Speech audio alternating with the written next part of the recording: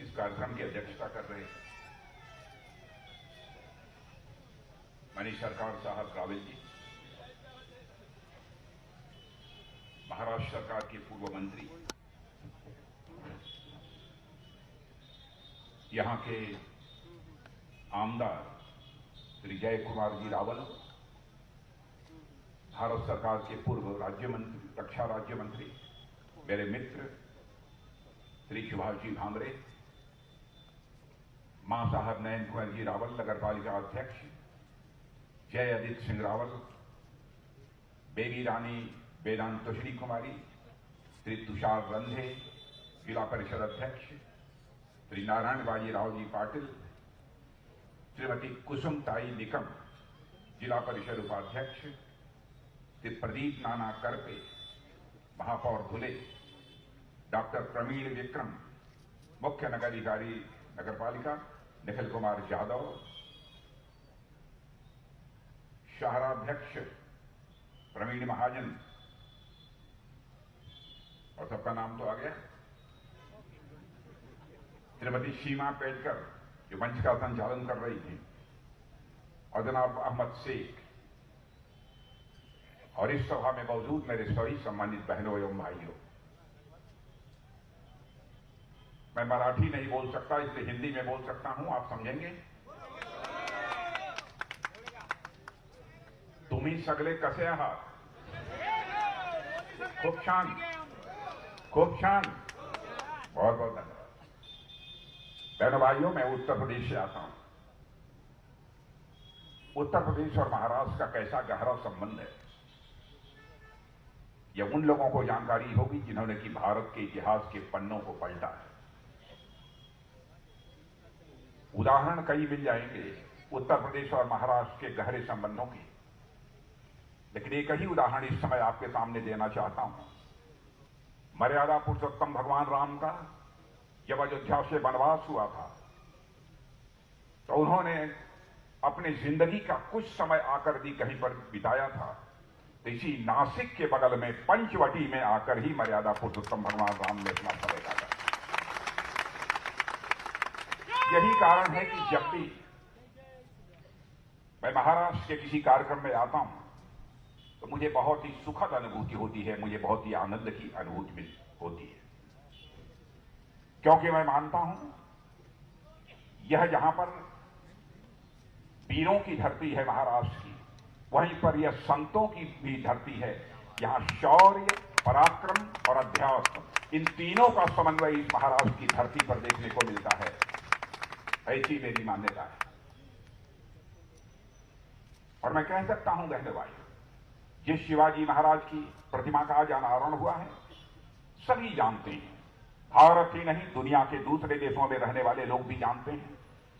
भारत में हिंदवी साम्राज्य की स्थापना किसी ने की थी, तैसी हमारे छत्रपति महाराज शिवाजी ने ही हिंदवी साम्राज्य की स्थापना की।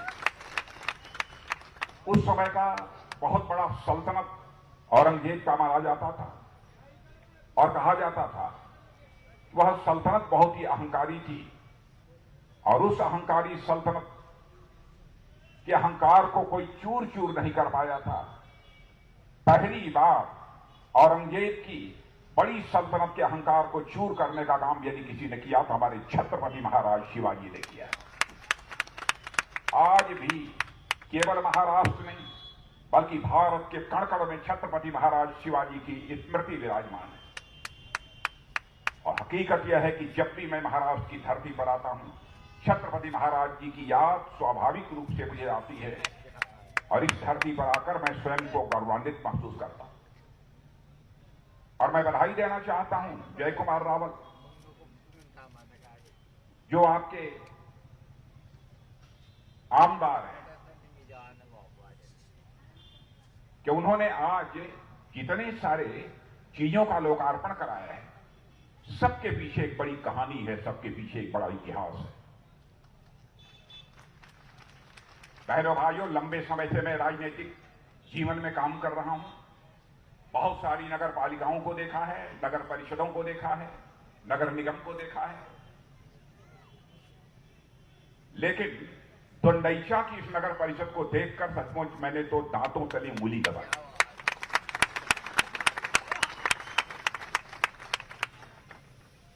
नगर परिषद की और बी श्रेणी की नगर परिषद की सड़कें इतनी अच्छी हों, इसकी तो मैं कल्पना भी नहीं कर सकता। यह क्षेत्र मुझे मालूम है कि 20-25 साल पहले बहुत ही पिछड़ा हुआ क्षेत्र माना जाता था, और उस क्षेत्र की नगर परिषद का इतना शानदार विकास, इतनी अच्छी सड़कें, मैं कल्पना भी नहीं कर सकता था। बहनों भाइयों, अच्छी सड़कों की क्या अहमियत होती है, मैं यह आपको बताना चाहता हूं। एक बार अमेरिका के राष्ट्रपति कैनेडी ने कहा था, अमेरिका धनवान है इसलिए यहां की सड़कें अच्छी नहीं हैं। अमेरिका धनवान है इस कारण यहां की सड़कें अच्छी हैं, ऐसा नहीं है। अमेरिका की सड़कें अच्छी हैं इसलिए अमेरिका धनवान है। यह बात किसी ने कही थी, तो कैनेडी ने कही थी, अमेरिका के, जिस कैनेडी के बारे में आप अच्छी तरह जानते हैं। सचमुच हम दुंडईचा को अथवा हिंदुस्तान को खुशहाल बनाना चाहते हैं तो इनकी सड़कों को हमको ज्यादा से ज्यादा जितनी अच्छी से अच्छी बना सकते हैं हमको बनाना चाहिए। और मैं कह सकता हूं इसी महाराष्ट्र का सपूत जो इस समय राजमार्गों के निर्माण का काम कर रहे हैं, श्री नितिन जी गडकरी, पूरे हिंदुस्तान में मैं कह सकता हूं सड़कों का निर्माण बहुत ही शानदार तरीके से कर रहे हैं। और यह भी सौभाग्य यदि प्राप्त हुआ है तो महाराष्ट्र को ही प्राप्त हुआ है। हमारे प्रधान मोदी जी के नेतृत्व में यह सब सारा काम तेजी से हिंदुस्तान में चल रहा है। आज इसी नगर परिषद में शिवाजी के स्मारक का लोकार्पण हुआ है और साथ ही साथ प्रतापी योद्धा महाराणा प्रताप की भी प्रतिमा का यहां पर अनावरण हुआ है। वह मेवाड़ के शासक थे, इसे आप अच्छी तरह जानते थे। जंगलों में दर दर भटके उन्होंने अपनी छोटी मासूम बच्चों को घास की रोटी खाते हुए अपनी आंखों से देखा है, लेकिन उन्होंने हिम्मत नहीं कभी हारी है। ऐसी एक शख्सियत थे मेवाड़ के महाराजा राणा प्रताप। उनकी स्मृति में भी एक प्रतिमा बनाई गई है और उसका भी आज लोकार्पण हुआ। बहनों भाइयों, वीर अब्दुल हमीद 1965 की लड़ाई में खेमकरण सेक्टर में उत्तर असल की लड़ाई में वह वीर गति प्राप्त हुए थे।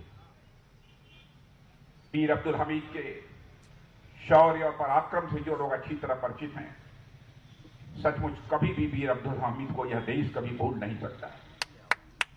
गन माउंटेड जीप पर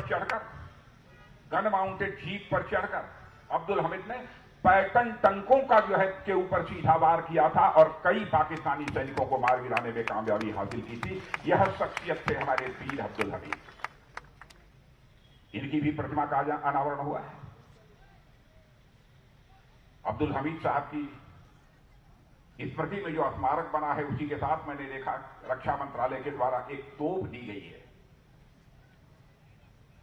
आज उसका भी यहां पर अनावरण हुआ है।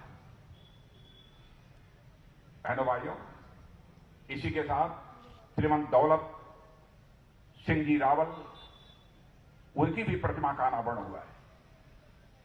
और मुझे जहां तक बतलाया गया है, जहां तक मैं जानता हूं, कि क्षेत्र में दान शूरता के मामले में यदि सबसे ज्यादा कोई मशहूर यदि कोई व्यक्ति था तो वह शख्सियत थे हमारे दौलत सिंह जी रावल साहब ही वह शख्सियत थे जो दान शूरता में जिनके नाम की यह चर्चा होती। वहीं पर chief of defence staff general Bipin Rawat, मैं जनरल बिपिन रावत के बारे में कह सकता हूं, he was general full of ideas. हमारे साथ ही वह काम कर रहे। बहनों भाइयों, बहुत सारे काम, नए नए काम हो रहे हैं। ज्वाइंटनेस का काम, यानी तीनों सेनाओं को जोड़कर कैसे थिएटर कमांड बनाया जा सकता है, यह भी जिम्मेदारी हमारे प्रधानमंत्री जी ने और हम लोगों ने उन्हीं के कंधों पर सौंपी। और इस काम को बहुत ही खूबसूरती के साथ वह कर रहे हैं। लेकिन ईश्वर को मंजूर नहीं था, हेलीकॉप्टर क्रैश हुआ और उसमें उनके साथ साथ उनकी धर्मपत्नी और 13 अन्य हमारे बहादुर जवान उसमें वीर गति को प्राप्त हुए। अब उनके नाम पर भी पहला मार्ग जिसका कि आज लोकार्पण हुआ है, यह हिंदुस्तान में ये पहला श्रेय यदि किसी को जाता है तो इस नगर परिषद को जाता है। और इसके लिए भी मैं जय कुमार जी रावल, उनकी माता जी, उनके पूरे परिवार के प्रति मैं आभार व्यक्त करना चाहता हूं।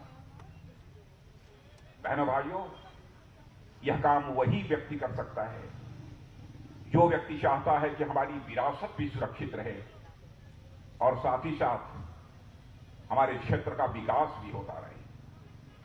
विरासत भी यानी हमारा अतीत जो गौरवशाली है वह भी सुरक्षित रहना चाहिए और हमारे क्षेत्र का विकास भी तेजी के साथ होना चाहिए।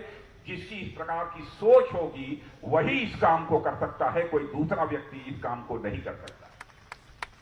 कहां अब्दुल हमीद की याद यहां पर बैठे हुए लोगों को आ रही है, उनकी प्रतिमा का अनावरण हो रहा है।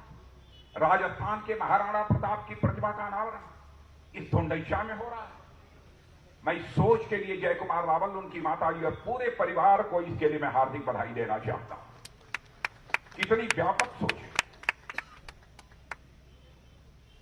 बहनों भाइयों, जैसा मैंने कहा, हम अपने विरासत को भी सुरक्षित रखेंगे और हम देश का विकास भी करेंगे।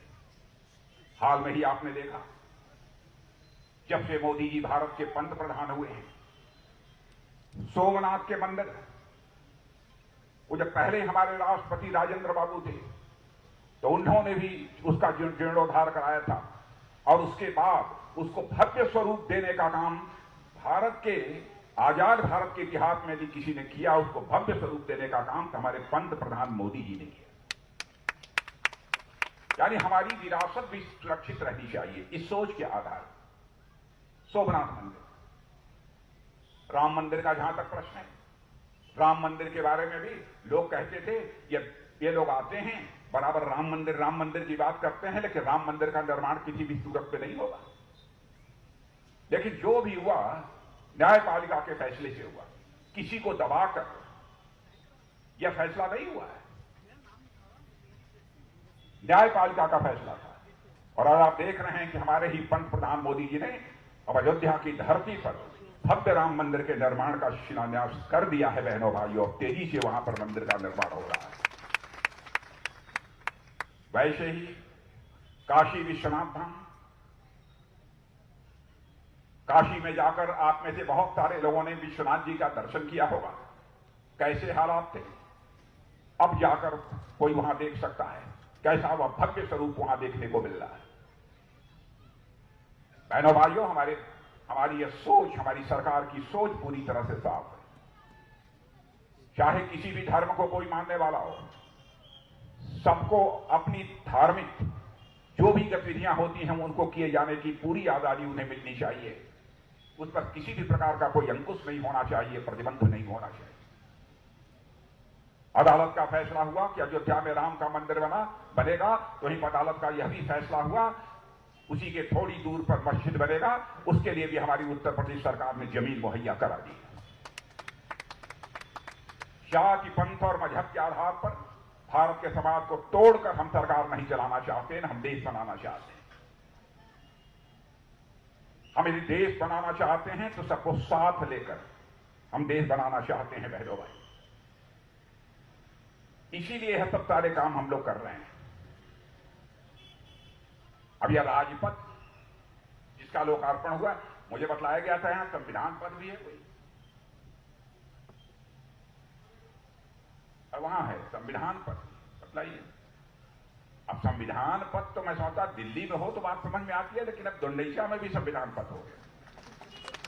माने संविधान पद बनाकर बाबा साहब भीमराव अंबेडकर के प्रति अपनी आस्था की अभिव्यक्ति की है जय कुमार रावल ने। इसके लिए भी जय कुमार रावल वो बधाई के पात्र हैं।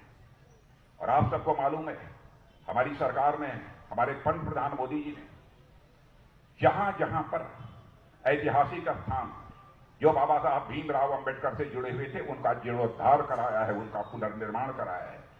मुंबई में भी ऐसे स्थान है। बहनों भाइयों, चाहे राजनीतिक क्षेत्र हो अथवा जीवन का कोई भी क्षेत्र हो, व्यक्ति का चरित्र ऐसा होना चाहिए कि जो कुछ भी कहे वह करे। व्यक्ति के कहने और करने के बीच कोई अंतर नहीं होना चाहिए, उसकी कथनी और करने में कोई अंतर नहीं होना चाहिए। लेकिन आजाद भारत की सबसे बड़ी विडंबना यह रही है, जब से भारत आजाद हुआ है नेताओं ने जनता को बहुत सारे आश्वासन दिए,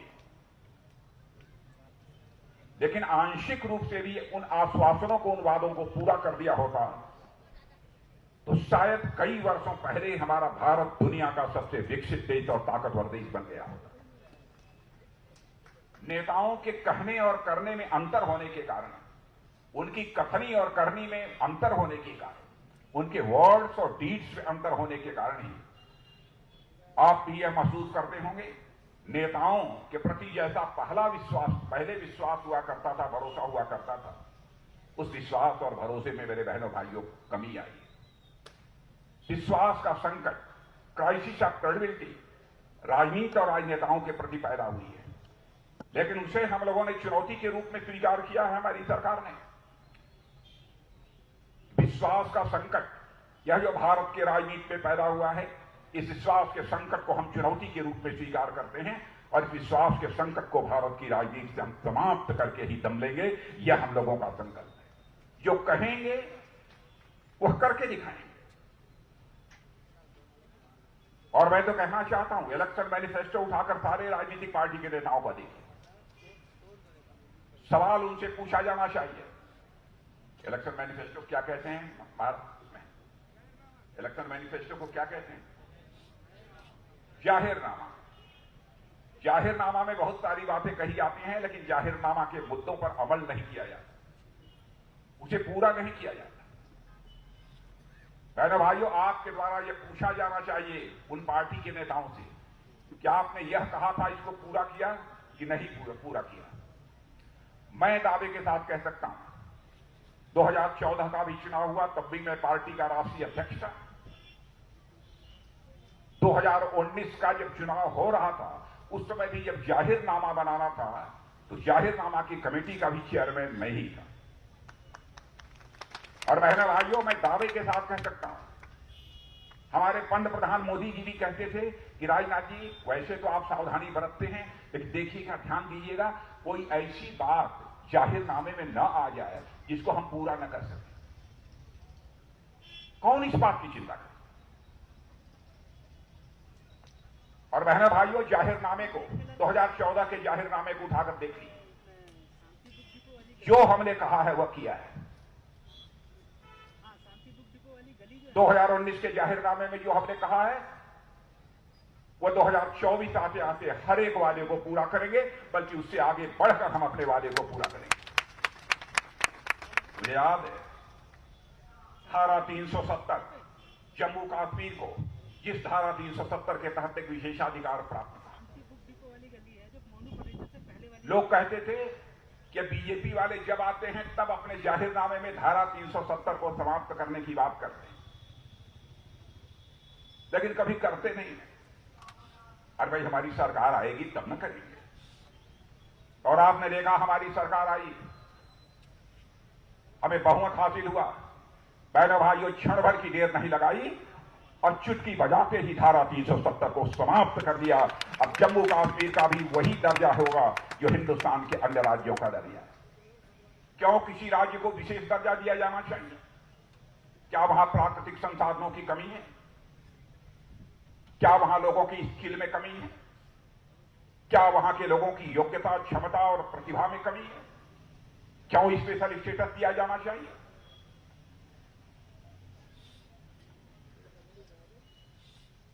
बहनों भाइयों, वहां अनुसूचित वर्ग के लिए, शेड्यूल कास्ट के लिए सीट रिजर्व नहीं होती थी, शेड्यूल ट्राइब्स के लिए सीट्स रिजर्व नहीं होती थी। क्यों नहीं होनी चाहिए? वहां पर एससी और एसटी, इनके लिए रिजर्वेशन का प्राविधान नहीं था। क्यों नहीं होना चाहिए? हम लोगों ने कहा कि नहीं चलेगा।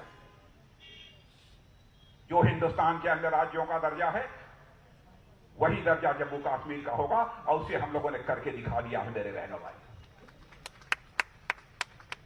ऐसे कई काम हैं। अब जैसे हमारे सुभाष भामरे जी रक्षा राज्य मंत्री रहे हैं, सारी चीजों को जानते हैं। आतंकवाद का जहां तक सवाल है, बहनों भाइयों, मैं पड़ोसी देश से पूछना चाहता हूं, क्यों भारत को अस्थिर करना चाहते हो? क्यों भारत को तोड़ना चाहते हो? ट्रेन करके आतंकवादियों को भारत में भेजा जाता है, लोगों की हत्या करने के लिए, भारत को कमजोर करने के लिए। लेकिन बहनों भाइयों, हमारे सेना के जवान उसका मुंहतोड़ जवाब दे रहे हैं।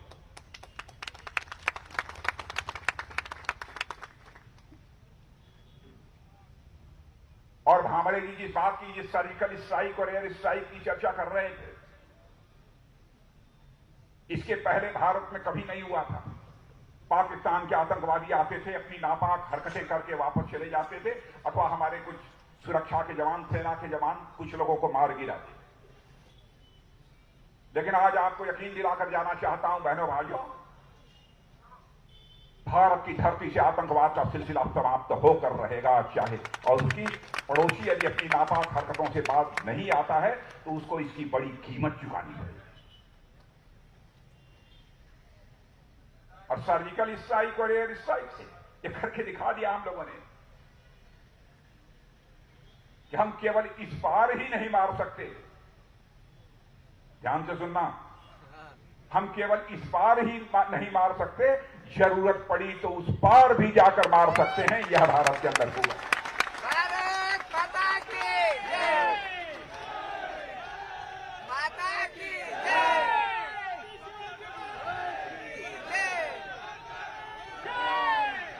बहनों भाइयों, दुनिया के सभी देशों के साथ हम अपने अच्छे रिश्ते रखना चाहते हैं, बेहतर रिश्ते बनाकर रखना चाहते हैं, और विशेष रूप से अपने पड़ोसी देशों के साथ और अच्छे रिश्ते बनाकर रखना चाहते हैं। क्योंकि आप जानते हैं कि बहनों भाइयों, सब कुछ बदल सकता है लेकिन पड़ोसी कभी नहीं बदल सकता। इसलिए पड़ोसियों के साथ अपने अच्छे रिश्ते बना के रखना चाहिए। यह भारत की एक मान्यता रही है, हमारे पूर्वजों की, और हम भी अपने पड़ोसी देशों के साथ अपने रिश्ते अच्छे बनाकर रखना चाहते हैं। लेकिन कुछ हमारे ऐसे पड़ोसी हैं कि अनावश्यक बार बार हम सबको परेशान करते हैं। देखिए, इतना याद रखना, देश का रक्षा मंत्री होने के नाते कहकर जा रहा हूं बहनों भाइयों, और अपने पंत प्रधान की 56 इंच चौड़ी सीने के कारण भी मैं कहकर जा रहा हूं मेरे बहनों भाइयों, भारत माता का मस्तक किसी भी सूरत में झुकने नहीं देंगे, झुकने नहीं देंगे किसी भी सूरत में भारत माता।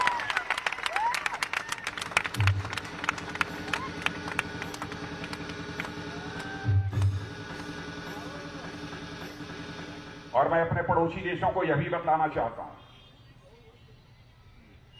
भारत का यह इतिहास रहा है, भारत ने आज तक दुनिया के किसी देश पर कभी आक्रमण नहीं किया है, और न तो भारत ने दुनिया के किसी एक देश की जमीन पर कभी कब्जा किया है। यह भारत का चरित्र रहा है।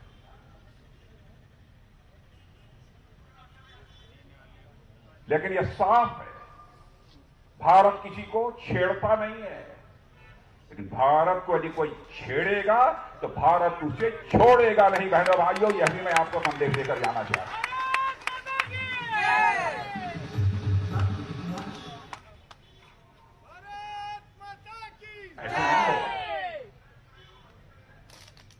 जो हम कहते हैं वह करते हैं। अब सरकार का जहां तक प्रश्न है, हमारी केंद्र की सरकार ने जो कहा था उससे भी आगे बढ़कर काम किया है। क्या यह सच नहीं है? दंडैचा में किसान लोग हैं कि नहीं, फार्मर्स हैं कि नहीं? फार्मर्स हैं ना। आप ये बताइए, प्रधानमंत्री किसान सम्मान निधि के अंतर्गत आपके खाते में, आपके अकाउंट में 6,000 रुपया हर साल पहुंच रहा है कि नहीं पहुंच रहा है?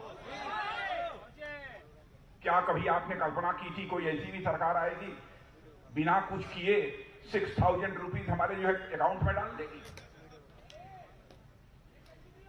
गरीब परिवारों की माताएं बहनें होंगी, क्या यह सच नहीं है? पहले लकड़ी जलाकर वह खाना बनाती रही होंगी, अब उनके घरों में एलपीजी गैस सिलेंडर मौजूद है और उस गैस सिलेंडर के माध्यम से वह खाना बनाती है। सच है कि नहीं है? मेरी बात गलत हो बहनों भाइयों तो ताली मत बजाना।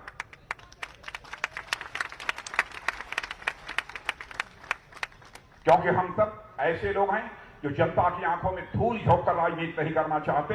हम राजनीति यदि करना चाहते हैं तो जनता की आंखों में आंख डालकर राजनीति करना चाहते हैं। आंखें चुरा कर हम राजनीति करने में हम विश्वास नहीं करते।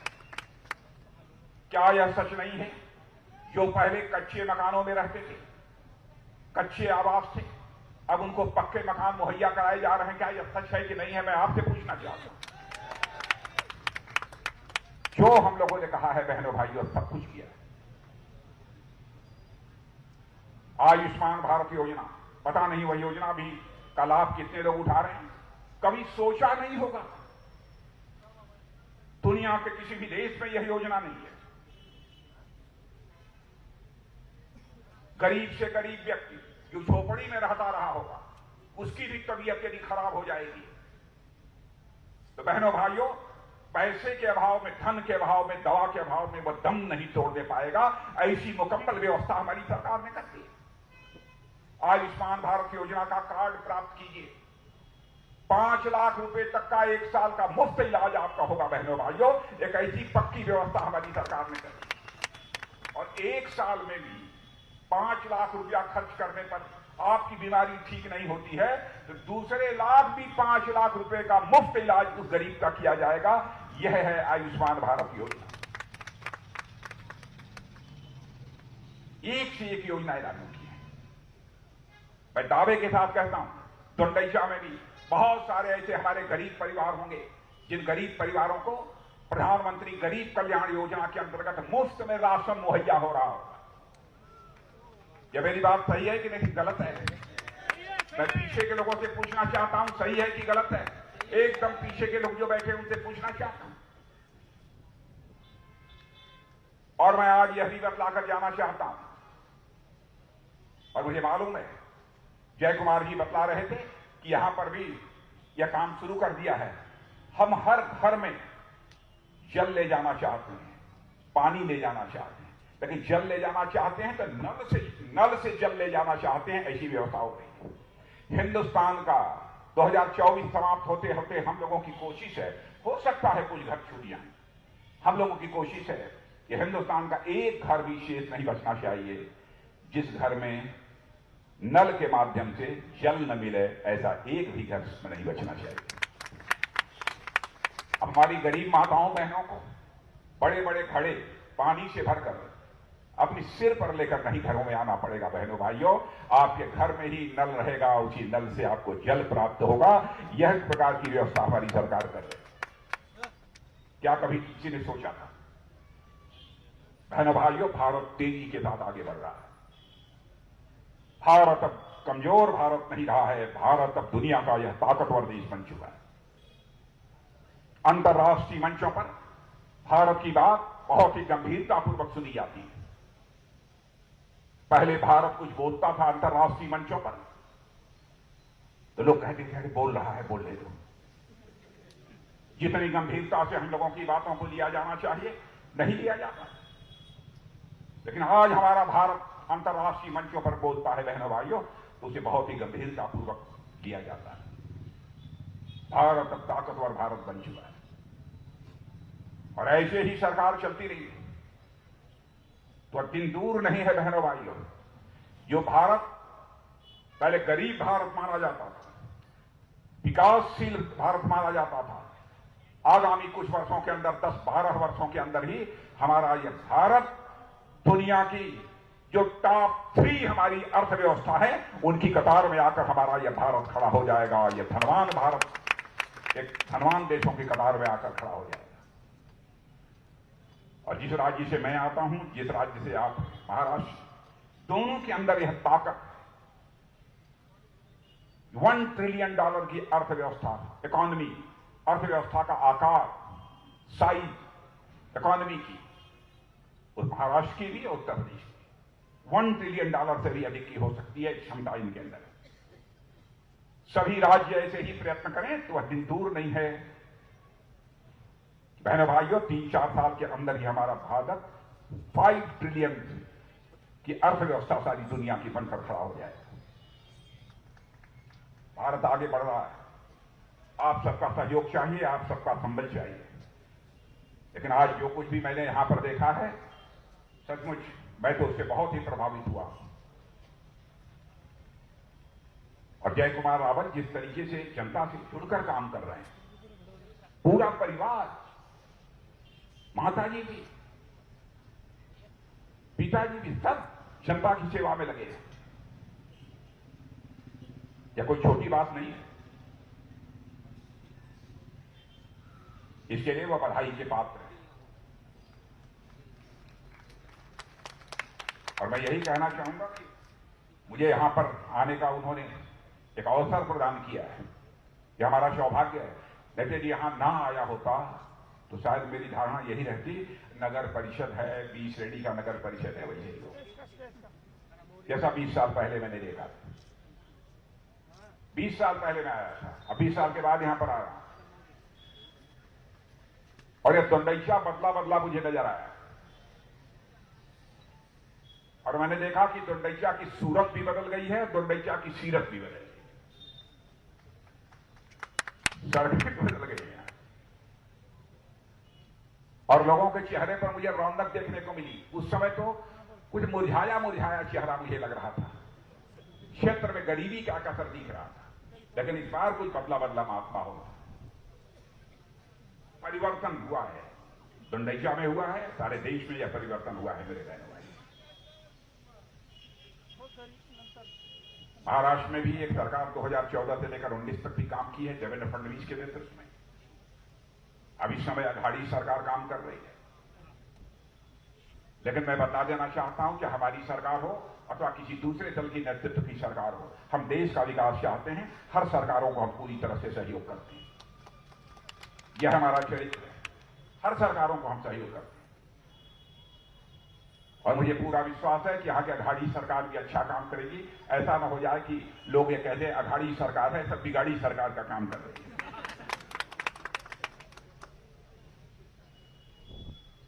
इस महाराष्ट्र के विकास के लिए जिस भी प्रकार के सहयोग की आवश्यकता होगी, बराबर हमारी सरकार वो सहयोग करेगी। इन्हीं शब्दों के साथ मैं पुनः एक बार आप सबके प्रति आभार व्यक्त करते हुए अपना निवेदन समाप्त करता हूं। बोलिए भारत माता की, भारत माता की, भारत